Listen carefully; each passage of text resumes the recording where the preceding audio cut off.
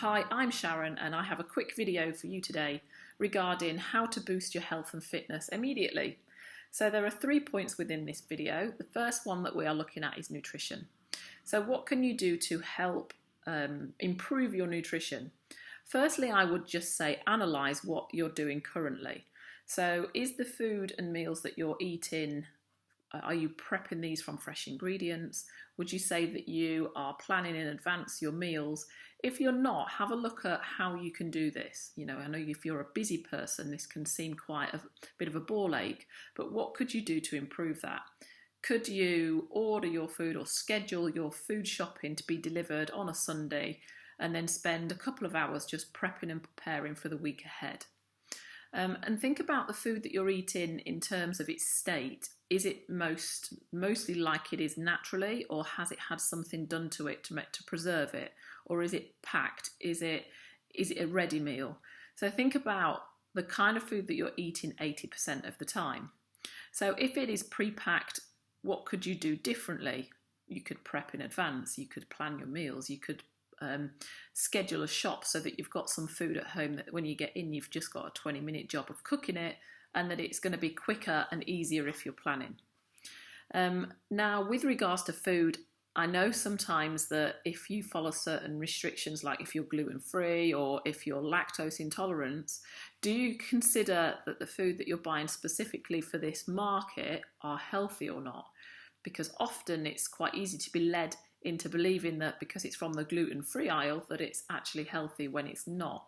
It's still got sugar in it and there are still hidden things.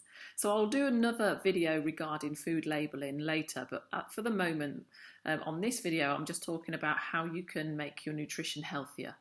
And with that, I would say to eat food that is mostly in its natural state when you purchase it, so that when you're making meals they're fresh and healthy in that way. Now your next point here is exercise and activity. So are you a person have you got a job that's quite sedentary? Are you seated? What can you do to increase your NEAT?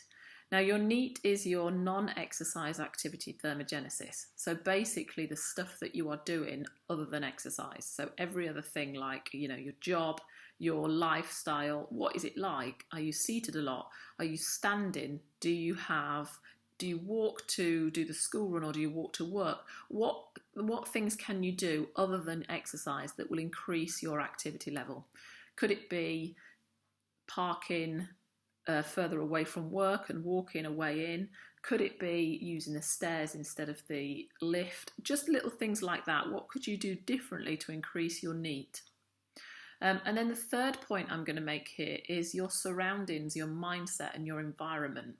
If you are surrounded by people and things that inspire you and motivate you and encourage you, you are more likely to pursue your goals and be led and enthused by them. If your surroundings are quite negative or they're quite draining, think about the effect that has on you, especially if you have a job that's quite stressful and then you come home and you're finding the environment there stressful. What could you do differently? Could you consider meditation?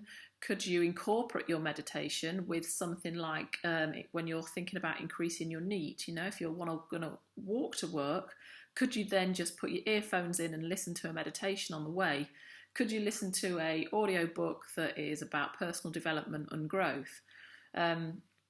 Also your surroundings in terms of if you're exercising. If you go to the gym and you find it really difficult and you're struggling because you walk in and you just don't really know what you're doing, and the direction is quite hard because you just get on and you just kind of go there because it's your time at the gym, but there's not real amount of effort being put in because you're just lost. You don't know what you're doing with it. You don't know which way to go. Should you do strength training? Should you go on the treadmill first? It is a bit of a taboo. It's quite an area that's confusing.